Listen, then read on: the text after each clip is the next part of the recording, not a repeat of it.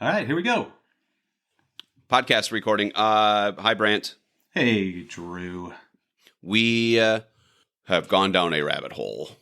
Yeah, it was a good one, though.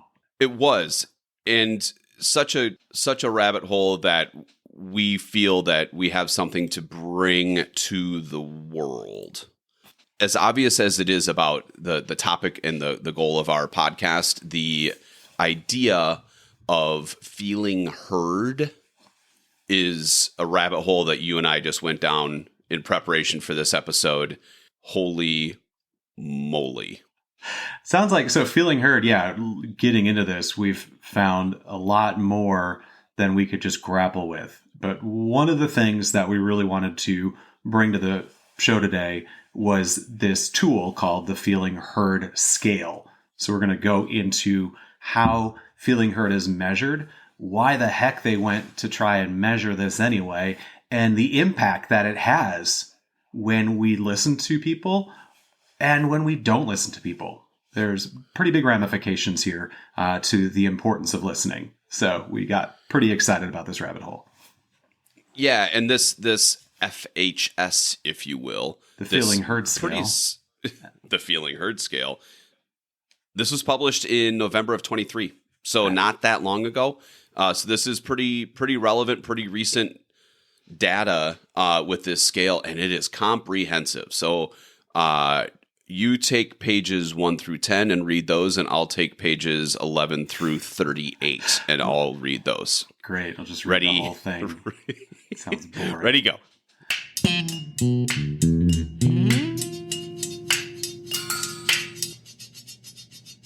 From conversations to the natural world to complete silence, so many of us focus on what's next rather than what is happening now. I'm Listening is a podcast that dissects the importance of listening. I'm Drew Richmond. And I'm Brant Christofferson. And this is I'm Listening, a podcast simply about the skill of listening. So this is the question. You ready to kick this thing off? Here we go. Why is feeling heard so important? Let me ask you this. I'm going to answer your question with a question. When's the last time that you felt heard? That's a really good question. To share a story about it, in my business of coaching and consulting, I utilize this tool, or at least whatever I make up in my head as an indicator of feeling heard, actually quite often. And it's in a lot of the work that I do, it's person-centered. So I want to make sure that the person is focused in on, and then how I implement those tools to make sure that that's happening. Mm-hmm. Just a quick story about that is I utilize the term, everything that we do moves forward. So I want to make sure that there's clarity. I want to make sure that I've heard exactly what you've said, that I'm actively listening to you so that we continue to move forward. For example, if we're going to do some work for an hour or so, and we're going to wrap up that session, we're going to pick up that work in the next session 2 weeks down the road, or a month down the road, or 3 weeks, whatever that time frame is. I want to make sure that we pick up right where we left off. I need to make sure that they feel heard. Mm-hmm. I want to make sure that I have felt heard. So I'll ask some questions. I'll make sure I'll summarize active listening, things of that nature, so that we continue to move forward. Otherwise, when we pick up again and we start on two different areas, then we have to go backwards. Yeah. So it's an important thing in your work that you're doing. What's the impact that has when you feel heard or when your client feels heard? It's an immediate gratification. It's an immediate validation of what they are saying. I am hearing it, and we're on the same page so that we can continue to work and move forward together. If you don't ask, or if you don't have those techniques and that measurability to be able to figure out if you are on the same page or not, you're wasting time. It's a critical tool. Brant, tell me a story about feeling heard, not feeling heard in your world. I think something that's relatable is going to the doctor. Okay. So I'm just getting over this cold. I'm really good with getting colds in the winter, or just some kind of respiratory thing. One time last year, I went in and I was like, I need something for this, right? I'm not going to be too descriptive here. Thank you. Yeah. Thank you. Anyway. For those listening at mealtime, yes, we appreciate that. Yeah. So for some reason, whatever I'm saying, I feel like is being dismissed. The doctor just isn't quite picking up on what I'm saying. Maybe it doesn't look that bad to them. They're not hearing what they need to hear. Anyway, I'm still feeling like crap. I'm just coughing up stuff. I'm kind of wheezing. I need something more than just my inhaler. I need a steroid. Fast forward a week later, and it's just getting worse. So I go in. Finally, I feel like the doctor listened to me and what I had to say, and I was able to get the medication that I needed to kick this upper respiratory infection. In not feeling heard, I'm frustrated that I felt like I didn't feel heard. I was not validated. It almost felt disrespectful in a way, but I'm still sick, so I'm kind of mad about that. The impact of when I did feel heard was, okay, wow, someone listened to me. I validated that I'm not crazy. I did have a upper respiratory infection, and now I'm going to get better.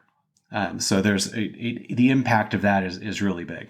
Well, and those two things are tied together in terms of not wasting time, in terms of getting to some level of resolve in a faster fashion. There's a respect level, like I feel heard.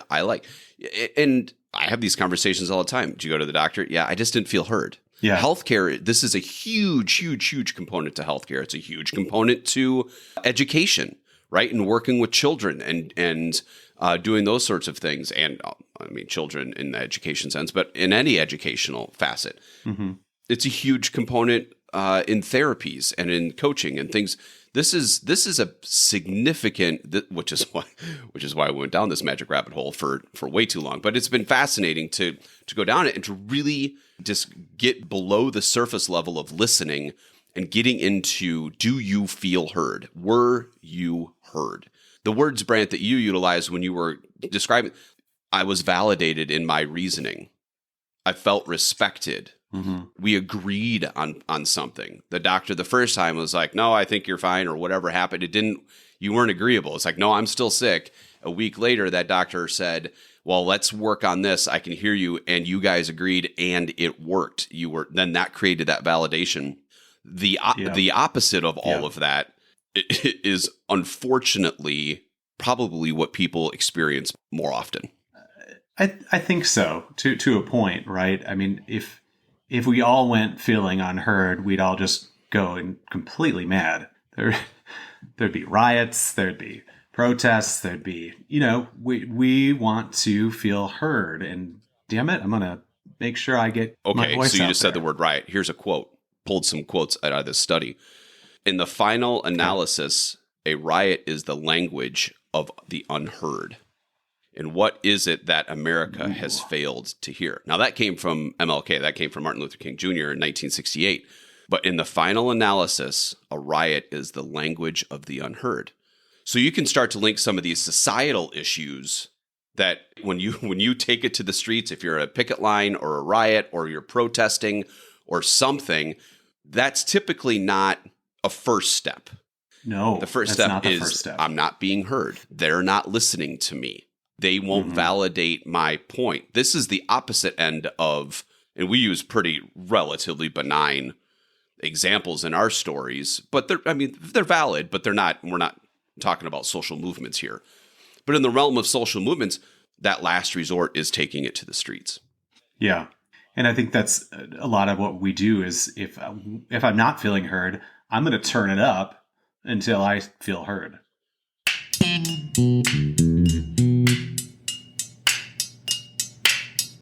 Let's kind of dive into the scale a little bit to describe what it is, because you can use it to measure the big societal things. I can use it to measure small interpersonal interactions. These could be to measure deep relationships, or these could be used to measure a simple interaction like at the grocery store. So the scale, the scope of this scale is taken out of it. That's fascinating. But that makes sense though, right? Feeling heard it's an individualized experience. So go on. Sure. Okay. So the feeling heard scale, the FHS, this is a 8-item scale, and it's designed to measure the feeling that one's communication. Okay. And I'm reading this. I couldn't the tell. The feeling that one's communication is received with attention, empathy, respect, and in the spirit of mutual understanding. Okay, let me rephrase. Can I repeat those 3 or 4 things real quick? Repeat those, yeah. Attention, empathy, respect, to get to, what was the last thing you said? Well, I said mutual understanding, but let's call it common ground. Mutual understanding, common ground. And so the scale's pretty simple, right? And you said the word experience. Like, in my experience with this interaction, did I feel heard, right? It's our perception of whether I felt heard or not. And they're pretty simple. I could say, in this conversation with Drew, like, I felt heard by Drew. Do I completely agree, disagree, or completely disagree, right? That simple Likert scale. Did I feel heard by Drew? Could I say what I really wanted to say? Drew was more concerned with himself than with what I was saying. Drew listened to what I said. These are pretty simple questions. Yep. A couple others that are in there. In this conversation, the other person tried to put him or herself in my shoes. A little bit of empathy in there. Right? The other was insensitive to my thoughts or feelings. Like, that's the reverse. That's now we're getting into the negative. They showed genuine interest in me. I can give you an example, just a general example of knowing that I was not heard, that I did not feel heard, is when you're having a conversation with somebody and you finish what you're saying and the person starts somewhere else. There's no communicate. There's no whether they were looking at you or not, or whether it was a phone call or a text or whatever in the hell it was. There's no validation. There's no recognition that they just actually heard what you just said. They were just waiting for you to stop talking so they could just say their piece. It's a terrible feeling. Yeah. Actively listening to somebody or listening to them, showing general interest or genuine interest in what I have to say is simply a tool to say, I hear what you're saying, or let me understand that real quick. You can still get to your point down the road. You don't have to lose that. It's not like you don't have to talk. The goal is to be able to say what you're saying. But just fitting that little piece of the puzzle in to say, let me understand that correctly, or I agree with you in this capacity of what you just said. It validates their feeling. You feel heard. And then you can go ahead and just say whatever else you want to say. But just that little nugget right there, that's a huge component to this. Yeah, that piece of just acknowledging what someone else said is huge. I think of kids when you're saying that, just that reflecting back what someone says to you. So, for instance, if my kid comes home from school and she's like, "It was a horrible day. I didn't do well on my test. I am dumb and I hate this." What's my response as a parent? I usually you want to come back and say, "You're not dumb. You're just having a bad day. Don't talk about yourself that way." What am I doing when I say that? I am taking whatever she's feeling and I am just pushing it off to the side. I'm like, nope. Blocking it. That's not right. I'm going to tell you what's right. I'm blocking that out. Does she feel heard when I do that? Not at all. Not at all. She feels more frustrated that, okay, I'm feeling this and no one's hearing me. So instead of dismissing, I just kind of reflect back to her, man, it sounds like you had a really rough day and that test was really hard. I hear you. Now she feels heard. Yep. She's like, okay, someone else has acknowledged what I'm feeling. Whew, some relief. Now we can start moving somewhere. Do I have to validate her catastrophizing? No. Yeah. Right? Yes, you're right. The world is ending. And let's go have dinner. Right. But also mac and cheese is ready. Yeah. So let's go. Which is also part of it. That's okay. That's okay. Yeah. That moment of acknowledging what someone is feeling is huge. Yep. When it comes to just someone's sense of value, sense of self-worth, a sense of just having that relationship with you, or just knowing that there's a common ground there. The common ground again. And it's, tell me more about that. I understand that the world is ending. Give me a little bit more information about what's going on. It's not that hard, but we kind of knee jerk. We're all guilty of it. We knee jerk into, okay, take a deep breath. You're fine. Yeah. And it's like, well, actually, I'm not fine. I know in the grand scheme of things, because of your experience, Dad, I am going to be fine. But right now, for me, I am not fine. Instead of going down that road, guilty as charged, you can simply say, tell me more about that. Explain to me a little bit in a little bit more detail what's going on. What happened? Give me the backstory. You can implement some of those things so that they feel heard and that you guys can move forward through this together. One of the things that we were diving into in looking at this study was this breakdown of these categories of they're in a conversation or in a setting of being listened to or feeling heard or not feeling heard. There's me, there's you, and then there's the we. Break that down a little bit for me. Oh, This is man. interesting. Please. Thank you. Thank you for teeing that up. This is fascinating because I'm a visual learner. They have a beautiful little chart. They talk about... This is an audio format, by the way. Yeah. Wait. So Yeah. I am trying to teach people... Okay, whatever. We'll deal with that later. I told you we have to put this on camera. Oh, Or do live. We'll do live shows. Anywho, back to the subject at hand here. So feeling heard, they break it down into 5 general categories. So there's this interpersonal component that is the me and you. The me part is voice. The you part is attention, empathy, and respect, All which right, we've so already talked about. So the voice is like me. I have a voice. Correct. I have a voice and I'm using it and I'm either feeling heard or I'm not feeling heard. And your responsibility as they break down this piece, this me part, because again, we've all been there. Shout from the mountaintops and nobody cares. Yeah. Are you using your voice in an appropriate and effective manner? I'm pissed at the world. Who cares? I'm really good at underplaying how I'm feeling about stuff. I'd be like, hey guys, not to interrupt, but the building's on fire. If we could all just go. I'm not done with my coffee. But as soon as I'm done with my coffee. Yeah. No one's listening to me. I'm not. It's so how we use our voice is a factor in how we are heard. Correct. So Okay. if you enter every situation at an 11 out of 10, what ends up happening? Crying wolf, Nobody's listening to you. You have a responsibility to utilize your voice to get your information across, right? Okay. Yeah. So that's one piece. The other piece is this attention, empathy, and respect. That's the other person, The listener. the listener. So are you utilizing your voice, your tenor, your composure, the words that you're using to get your point across? Are you doing that part? And are they listening to you? Do you feel heard? Is there attention? There's empathy. There's respect from the listener side of things. If those 2 things are happening, then they get to the collective part. And this is the end piece of this, what they call common ground, the collective, the we piece of all of this.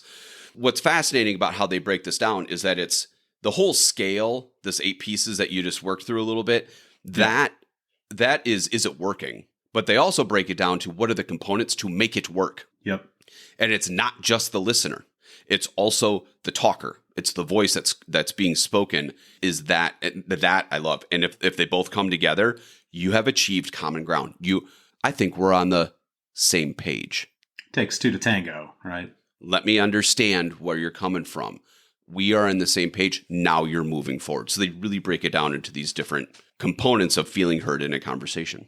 Yeah, so you went from me to you to we. Correct. The we is that common ground, and that's where we want to be going, but it takes 2 of us to do that. We looked a little bit at the me and using our voice. Let's look at the you part, because that's really the listening part. Using attention, using empathy, and being respectful. So, yeah, let's dive into each of those a little bit to look at what we can do to be more effective listeners, because that's really what we're all about, is being a good listener. And to do that, I love that the fact that they put the voice first. Yeah. It's not, did you listen to my garble? Did you listen to the garbage that I was saying? No, it's you better say it right. You have to put in that work first. What are you trying to say? Mm-hmm. And then the other thing, the listening, can occur. I really like that. It's not just the listener's fault all of the time. There's a split responsibility in this feeling heard piece that falls on the talker as well. So Yeah. are you paying attention? My example is if you stop saying something and the person starts up in a totally different aspect of the piece without giving you any sort of validation, they're not paying attention. There are indicators that they are not paying attention. I will purposefully put down my phone or turn away from whatever is distracting me to give my attention to the person that's talking, to show, hey, my attention is on you right now. We talked about this with the season 1, the children episode that we did. Yeah. The kids come home at the end of the day, you're staring at your phone, they're staring at their phones, and you're trying to have a conversation. Do they feel heard? No, they don't feel heard. Are you responding? Sure. Are you paying attention? No. The second one on here is empathy. This one's interesting too, because it's not just paying attention. My kid, yesterday we were outside playing in the snow, and she ran into the corner of the garage and whacked her head. Sorry, not funny. So I'm not she laughing. comes crying. I know, she comes crying to me, and she's like, "I hit my head," and I'm like, "Yeah, okay. What'd you do? You hit your head." I'm showing no empathy. It is not helping the situation. You're because fine. Now she's just more mad. Like, no, I hit my head. I'm like, just go inside. Yep. I was not doing a very good job of listening. She did not feel heard because I was not. Not that I have to match her horror of whacking her head. She's fine, by the way. But I was not being empathetic in that situation. So empathy, I think, is huge when it comes to listening to someone and making sure that they are feeling heard. And on their scale is the other person tried to put himself or herself in my shoes. That's actually that they're attempting to measure the empathetic component of feeling heard. Yeah. Another episode that we had recently in season 2 was sadness. This was a huge component. Yeah. When we spoke to people, we interviewed Jim and we had these conversations. This was a huge component of listening to somebody that's going through sorrow, that's going through sadness, and that empathetic listening. I'm not giving you advice. I'm not telling you to get over it. I'm not telling you what you need to do. I'm listening. I understand. Mm-hmm. I'm putting myself in your shoes. I am here for you. I understand what you're going through to whatever degree that I can. But it's that empathetic listening that we talked about in sadness. And it's not going to the over point of coddling either. Like, oh, no, no. This is a respectful, empathy. Like, man, I recognize that you just whacked your head and you're really hurting right now. It really sucks. Yep. Let's go inside. Which kind of goes to the third piece of respect. So that respect kind of goes along with attention. If I'm not paying attention, I'm being disrespectful. If I'm not being empathetic, it can come across as disrespectful. But I like how respect is its own thing in here too. Am I paying attention? Am I being empathetic? Am I being respectful to the person in the situation right now? Yep. And I think that's a great factor to really look at of, okay, these are three easy things I can do to check myself to make sure that I'm being a good listener in this situation. Yep. You check all those boxes and now you started getting into the common ground. Yeah. And what I find fascinating about their research and what they discussed about common ground is this is when you move things forward. Now you're on the same page. There are tactics. So if you think of the art, the most skillful listeners, maybe it's a really good boss. Maybe it's your partner. Maybe it's a really good friend. Those things, those conversations where you feel heard, that continues to build that trust and that respect and all those components happen. We're on the same page. We're building common ground. Now we're on the same. Now we can continue this conversation forward. You could think of 1,000 conversations that have happened over the last 7 days at work, at home, with a friend, on a phone, whatever it is. And you can feel when you're not on the same page, when there isn't that common ground. And then how through conversation you strive to get there. Mm-hmm. This is not, and what it is not is agreement. Common ground is not, I agree with you. We can disagree about something, but we're on the same page about it. We are understanding where each other is coming from. There's empathy, there's respect, there's attention, there's all those things. I still disagree with what you're saying or how, whatever that is, but there's common ground of how we're going to work through that together. We still respect each other. We have not, the entire conversation has not fallen apart. Yeah, that's pretty fascinating because when I first looked at this, the idea of when I walk away from something and I say, oh, we just look at things differently. Yeah. Yeah. I'm kind of poo-pooing it thinking, oh, we don't have common ground. It's like, no, wait. We're both recognizing that we look at things differently. I am understanding how you look at things, and you are understanding how I look at things. And we are agreeing, hey, these don't quite match up. That is common ground. Yep. The difference there, let's dissect that, because I think this is a really important point, and especially when we're talking about marching out on the streets. That is not, generally speaking, that is not necessarily disagreement. Disagreement happens all of the time in very respectful manners. Mm-hmm. The result of the riot is not feeling heard, and there is a tremendous difference. It is not disagreement. It is not feeling heard. You didn't even get to disagreement because you're not on common ground, because there's no attention, because there's no empathy, there's no respect. You're not even close to disagreement. You're not even feeling heard. We haven't started yet. We've got to get to that common ground in order to move forward. Just because we're on common ground is one thing, but now we need to do something with it. We need to continue along Correct. With figuring this out, but it takes these pieces to get there first. So the opposite side of this, you're thinking about a work situation, you're thinking about conflict. Most assume we are good. I'm going to read this in case you couldn't tell. Most of us assume we're good listeners, which it's kind of like driving, right? Like we all think we're a pretty good driver. Yeah. But recent research shows that poor listening habits and skills affect more than 70% of all employees. And we'll link this research in notes of the podcast. Okay, I'm going to say that again. Poor listening habits and skills affect more than 70% of all employees, resulting in misunderstandings, errors, missed opportunities, arguments, stalled projects, damage. 70, not 17, 70%. That huge. is tremendous. We could knock that down with just a couple of these, I feel. No? It's solvable. My goodness. It's a solvable problem. 100%. And now there's a tool, a scale that is 2 years old, a year and a half old, or the research is older than that, but the paper is a year, and this is recent information. So you could take that number, that 70%, that some research is showing that there's poor listening that affects 70%. You could literally change that tomorrow. You can change that this afternoon. You can change that today. You can listen to this podcast. You can go, are my relationships, work, otherwise family, whatever in the hell it is.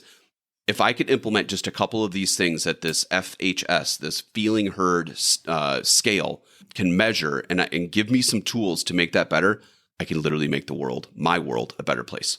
And it's all about feeling heard. And if you don't feel heard, we know what the end result is. In some cases, it turns into riots or quitting or leaving or starting over or all of the other negative things that happen simply out of not feeling heard. This feeling heard scale has got these 8 questions. They're pretty simple to look at. They are self-reflective. So if I could ask myself these questions about a situation and I could understand if I'm feeling heard or not. If we are trying to understand, hey, am I being a good listener? It does maybe even come down to one question. And it says, I felt heard by so-and-so, yes or no. That accounts for about 50% of the variance measured by this full scale.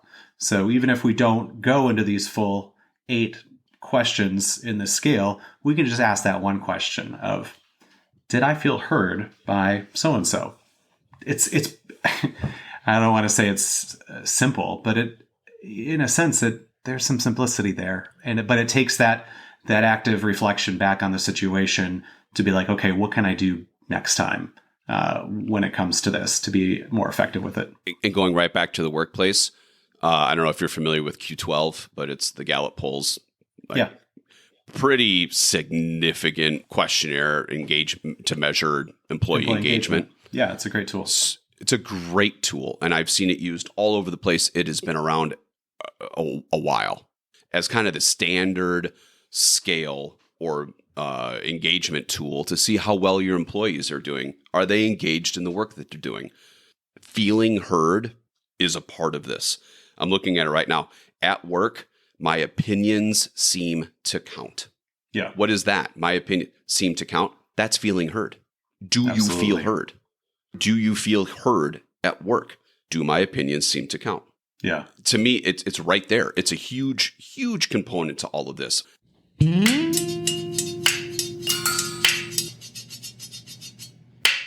There is an avenue, Brant. There is an avenue that has been recently in the grand scheme of human development.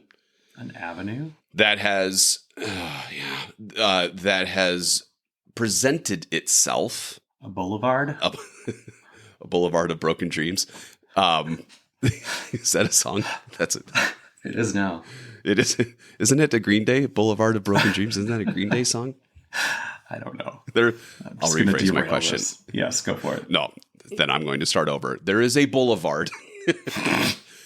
Social media. A parkway? A park, yes. Also a song. There is a boulevard, an avenue, a parkway that has been recently discovered, and that is social media. And I want to get into this a little bit with you before we wrap up this episode, because social media has become the kind of go-to. If I don't feel heard, I'm going to go to social media, and that's going to work.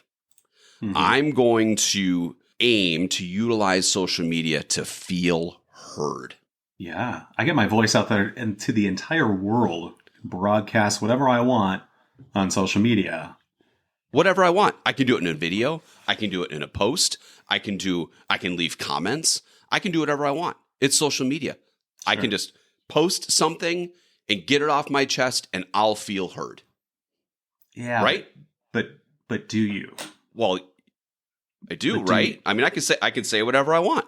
I could scream into the void, but doesn't mean anyone's listening. Aha. So even if I have this well-crafted, let's go back to this chart where it goes with the me, the you, and the collective common ground. Yeah. So I can have the most well-written post, Facebook, Instagram, tweet, whatever the hell you want to say, whatever platform you want to do. And then I'm going to get a bunch of comments.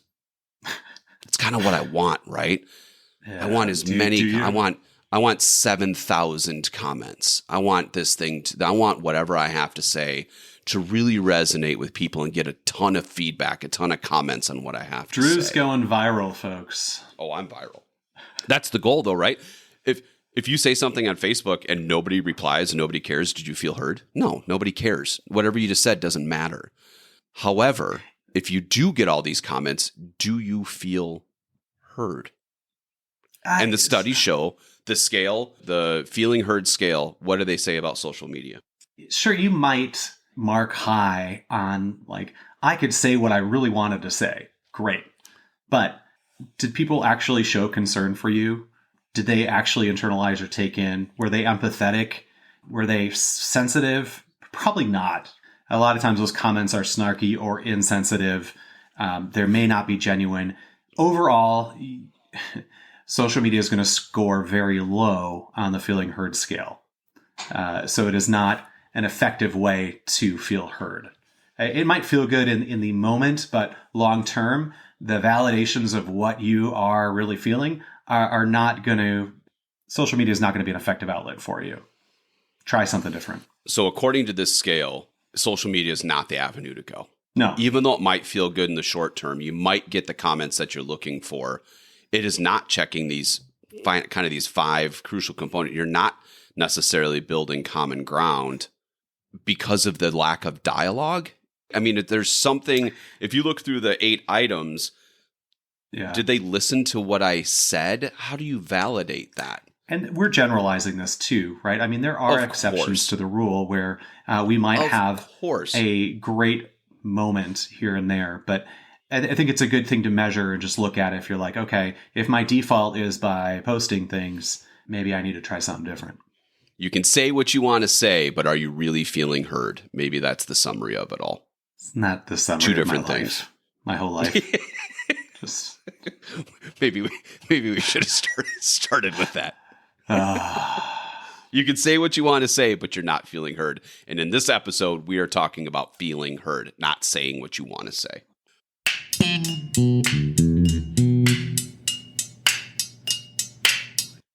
Folks, this was the rabbit hole we were talking about. Feeling heard is such a critical component.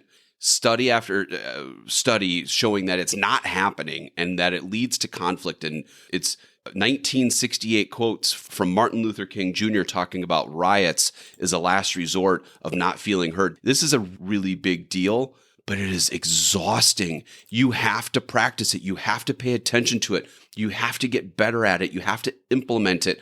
This kind of gets to the core of why this podcast exists and why Brant and I are so fucking passionate about this sort of thing, because it matters. It makes a difference in the world. Absolutely. It's a really cool tool to come across. We'll make sure we've got the study posted in our comments and take a look at it. It's pretty fascinating. Okay, it's important. What are you going to do about it? What's your takeaway from this topic today? I like to break things down. I'm a simple man. I like to break things down into like tools, right? Something that I can easily refer to and remember that I need to do.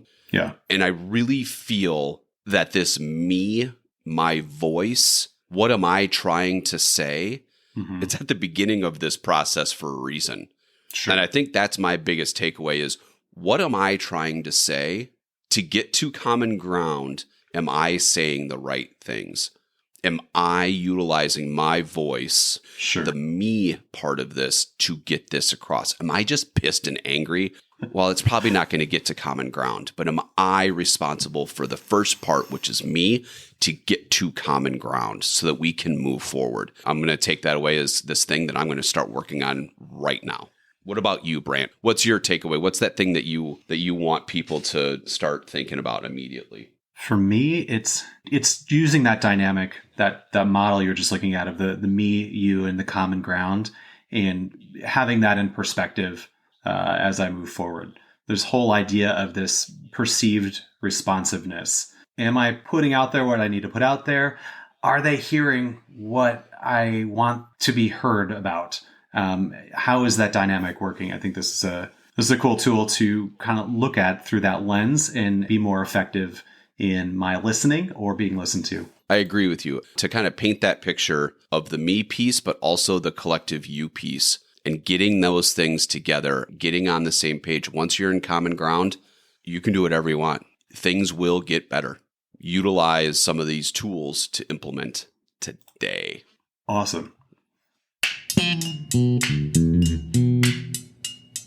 In the description of this podcast, you will find more information and a list of any of the sources that we used. This podcast is created and produced by Drew Richmond and Brant Christofferson, editing by me, and the I'm Listening theme music by Drew. That's me. That's you. Brant, I will talk to you later, my friend. We'll see you next time. Yeehaw. Have a good one, Drew. Bye, Brant.